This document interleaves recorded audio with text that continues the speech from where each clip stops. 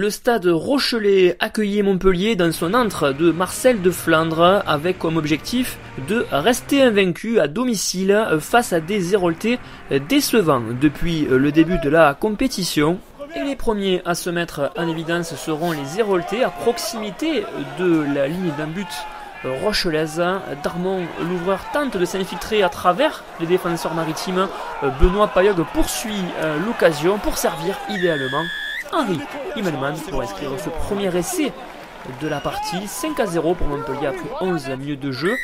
Sous l'air satisfait de Van Cotter. Et pourtant ce sont bien les Rochelais qui vont répliquer dans la foulée. Le ballon relevé par Vito, le troisième milieu centre qui sert idéalement son demi de mêlée. Alexis Balès et des parents partenaires pour aplatir le premier essai des locaux. Marcel de Flandre peut exulter. 7-5 en faveur des Rochelais qui continuent d'appuyer sur le secteur de la conquête avec ce ballon porté mis en place autour du demi de mêlée. Alexis Balès qui orchestre ses avants.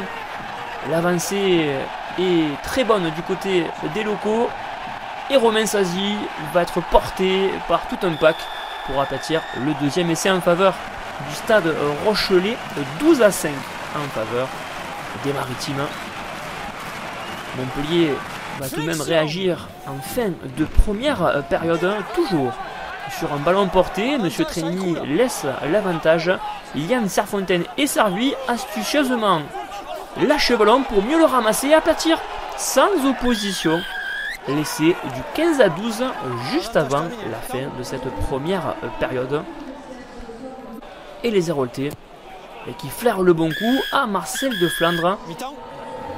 KO après cet essai du centre sud-africain qui permet aux siens de repasser devant au score.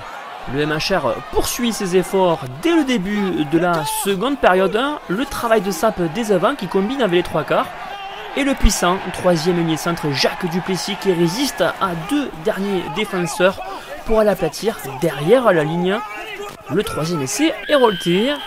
22-12 en faveur de Montpellier qui semble-t-il s'échappe au score à Marcel de Flandre. Alexis Balès qui combine avec son troisième ennemi centre Vito pour tenter de répliquer quasiment dans la foulée. Le ballon est écarté par Joly sur l'arrière. Vincent Rattez qui résiste au dernier défenseur pour l'aplatir. L'essai qui permet de réduire le score accordé par monsieur Trémini.